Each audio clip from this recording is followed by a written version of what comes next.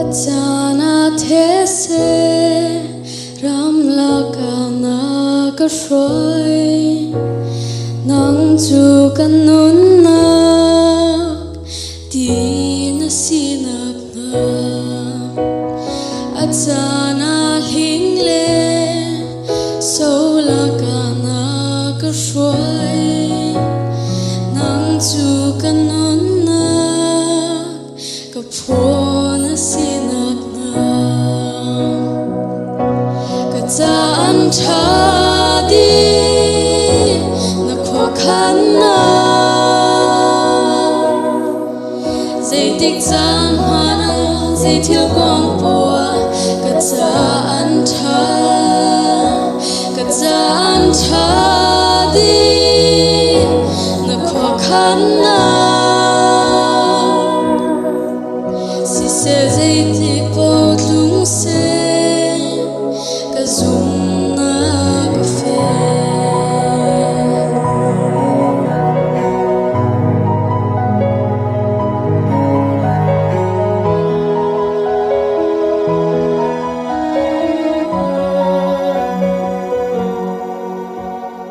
achana muina hor quang chuna ka shroi nang chu ka lam cha main sinak na achana khi chia ti let lat na ka shroi nang chu ka him na lung phi na sinak na ka chan tha di na kho khan na dây tích chan mana dây thil quang bùa ka chan tha di na kho khan na chu cha dây thil bao tlung se ka zoom na ka fe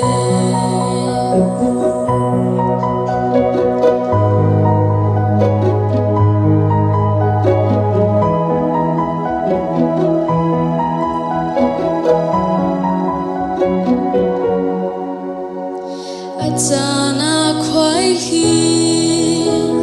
tin na ka chom dây zong ngei tu boy na sinak na ka hallo tle chua na ka pek chana ka her mi thei tu na sinak an lang te ka chan tha